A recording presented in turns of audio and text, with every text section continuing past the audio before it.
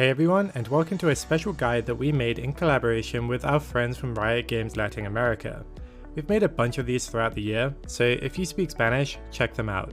Today, we're going to be teaching you how to apply high-level vision control techniques, which will be support focused, but of course, everyone can place wards, so keep watching even if you never play this role to up your vision game.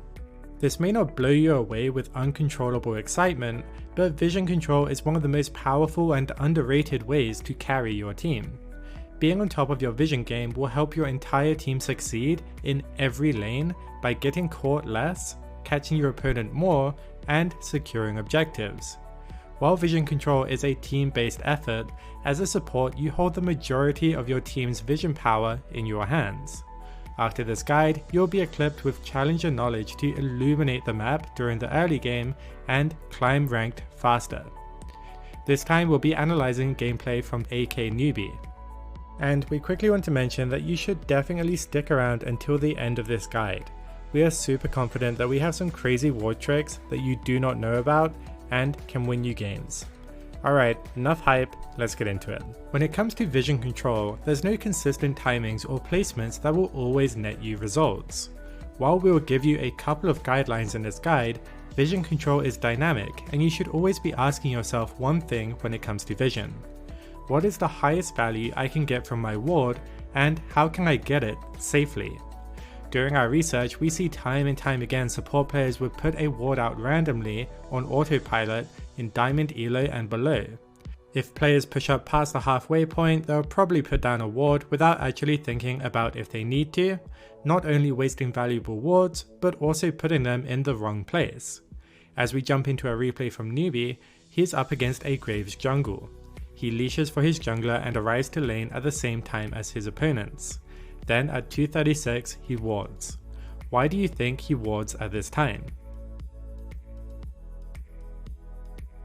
So he wards now because he's thinking about who the enemy jungler is and where they started.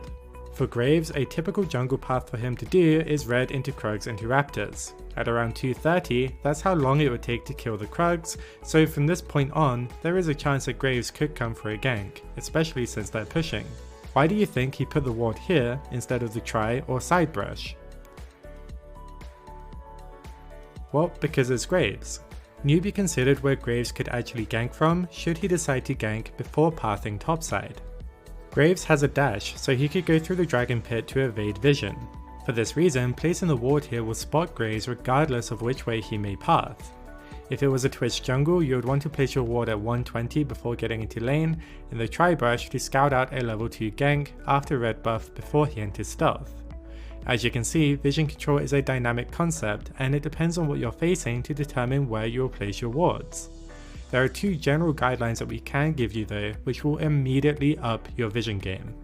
The first is to use this ward placement and do it early if the jungler is starting bot side between 1 minute 30 and 2 minutes 30. It's actually our favorite placement for the first ward in most cases because it covers both entrances to your lane.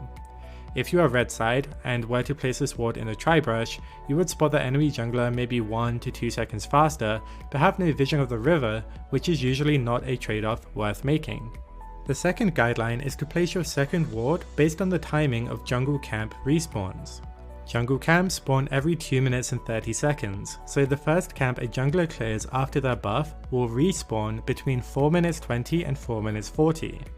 Red buff starters will usually kill Krugs second, which takes longer than Gromp takes to kill after blue buff. Knowing this, we can get a general idea of when a jungler will return to their starting side of the map on the first respawn of their camps, which will give us a great idea of when to place our second ward to spot the jungler. In this example, Newbie's ADC wards at the 4 minute 30 mark and they're getting pushed in, so this will be enough to scout out Graves if he does try to gank. As we can see, Graves is back on the bot side clearing Raptors. In this game he started red into Raptors into Wolves, but just knowing that Graves started bot side helps Newbie and his team predict that he will be back bot side at this timing despite Graves doing an unpredictable clear. After this point, it will then become too difficult to predict where the jungler will be based on their camp's respawn timings, as the game will start to pick up pace and neutral objectives start to get contested. But now you have two general guidelines to follow for the first two ward timings and placements. let's dive into what can separate you from everyone else: dynamic warding. In this game with newbie on Nami, he's up against a Kayn jungle. Kayn is also a jungler who will power farm from clearing red into Krugs into Raptors, so he knows that Kayn will be back on this side of the map within the next 30 and 40 seconds from now, so he goes for a deep ward near his Krugs to spot him out. This ward is a lot more valuable for newbie's team than the ward that we saw Xayah place against Graves for one key reason. Can you guess what that is? So it's because it has a super high chance of finding Kayn because he's predictably going to come and clear Krugs. If they spot him, great, they know where he is. If they don't spot him with this ward, then that also gives him and his team a ton of information, since he would either be invading or ganking, as this is likely the only camp up right now and also the most valuable. Compare that to these warding spots. These wards will only find Kayn if he passed through the river, which is less likely than him doing Krugs, so it wouldn't really tell the team much if he doesn't show on them. Yes, they help them evade a possible gank, which is valuable, but less likely to get that value than the ward that newbie just placed, since they probably won't reveal Kayn's position as there's a low chance that Kayn ganks this early. This goes back to the point that we made at the start of the guide. Higher value vision can help your entire team, even in the lane phase. However, going for higher value vision can cost you your life. Every single one of you watching this guide right now have died to clearing a control ward or going for deep vision. Some of us more than others, and that's why the buzzword here is dynamic vision. This deep ward on Krugs is nearly always going to be better at this 4-minute 40-second camp timing than a ward in the Tribrush or the river, but is also much harder to get without dying. So knowing if you can get away with it or not is something you need to actually think about every single time to avoid feeding for vision. If he didn't have Aatrox here, he could get engaged on by the Sejuani. Nami dies instantly because she's a squishy champion. He could also run into Kayn and die to the jungler. So without Aatrox, these are the ward options that she would have to settle for instead. Our favourite in this case being below the Tribrush to scout Kayn going for a gank through the wall. Or if he didn't have the wave pushed, he would have to settle for a shallower ward, which would keep them totally safe from ganks if they're not pushing aggressively, since Kayn's early ganks are really weak. To contrast, we're about to see newbie ignore a lot of these safety rules as Pyke. He doesn't have a minion wave shoved into the tower, and he doesn't know where Hecarim is, but walks into the jungle and deep wards. He gets collapsed on and still gets away because he's a super slippery support. This is more of a Pyke thing than anything, but a Bard could pull off a similar play with his portal. Let's quickly acknowledge the thought process that we just went through. We talked about the respawn timing of jungle camps, how the jungler would path for a gank, how squishy Nami is, and minion wave positioning versus jungle threat, all to be considered when placing a single ward. This is why our guide is designed to get you actively thinking about the right things rather than being told exactly what to do, as optimal ward placements will change every single game. Again, keep asking yourself, what is the highest value I can get from my ward and how can I get it safely? Let's now dive further into deep vision.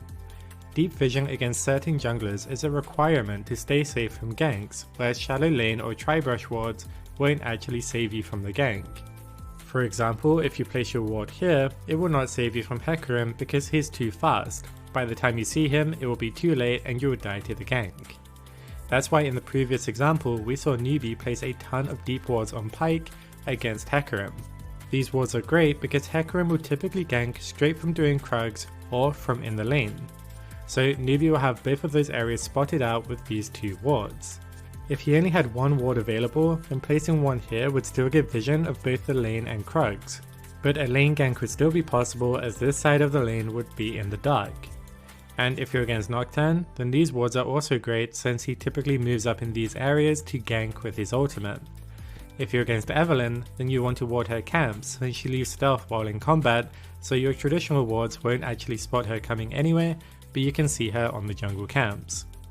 Then wards like this would have a higher chance of spotting out a Zac, and so on. It all comes down to thinking about what you are facing and how to get the most value out of your wards. But how exactly can you get deep vision safely when it's literally a requirement to stay safe from these tricky junglers that we just mentioned? So the two main ways that you can make this happen is to group with your team, so going in with your jungler to place wards, and the other way is to scout out the enemy jungler on the minimap, so if you see them topside, you know it's much safer to go into the jungle and get vision. But you will still need to keep an eye on the side lanes, since you may be treading on wards yourself and they could collapse on you. Now we've talked a lot about dynamic and deep vision, we want to go over some of the cool ward tricks that you can do right away. If you are red side, you'll often find it difficult to get control over this tri-brush. Your opponent may have a control ward here which you cannot contest without dying. This leaves you in the dark and feels like it's risky to try and push without securing that tri-brush. Instead of trying to kill the control ward and dying, there's actually a couple of great spots that you can do which won't get swept and give you all of the vision that you need. By placing two wards, one behind the pit and one below the tri-brush wall, you can get vision of both entry points from the blue side jungle, even if they have control wards set up in these hotspots which are hard to contest. This is great because these wards are unconventional, they are way less likely to get swept while also making your opponent think that they have vision control with the control ward in the tri-brush. So if the enemy mid laner roams and has these control wards, they will think they won't get spotted, and the same for the enemy jungler, allowing you to stay safe while wasting their time. And if you have a ward in the river brush on top of that, perhaps your control ward or your teammate wards there, then you have deep early vision from every single entry point. Another couple of neat tricks that most players don't know about is warding through walls on red side. In this example, we can see Slow land a ward from lane in the side river brush. This allows you to get vision of the brush safely without risking walking into the enemy jungler who may be hiding there. To do this yourself, you'll want to click on the left side of this small rock with your mouse cursor. We recommend practicing it in Training Tool before getting question mark pinged in Ranked by messing it up like this. A much more difficult and lesser known one is to actually ward the red side tri-brush from the river. This allows you to get sweet vision placement to scout out junglers like Nocturne, Zac and Kayn who are likely to initiate a gank from this area.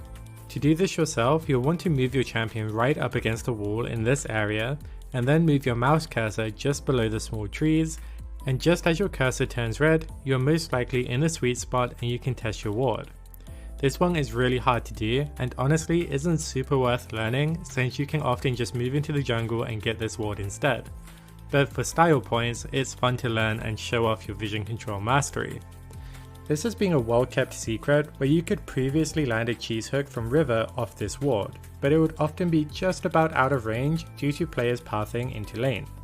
However, now that Blitz hook is just that much longer, you can actually hit this hook reliably. All thanks to your stealthy ward shenanigans from the start, that's really unlikely to be spotted by the enemy. And a much more reliable cheese is if you're on red side and you go for a hook like this. Alright, so that brings us to the end of this video. Let us know what you thought about this content type and if you would like to see more vision guides, since there's still a ton of things that we can talk about. Thanks for watching and we'll see you in the next video.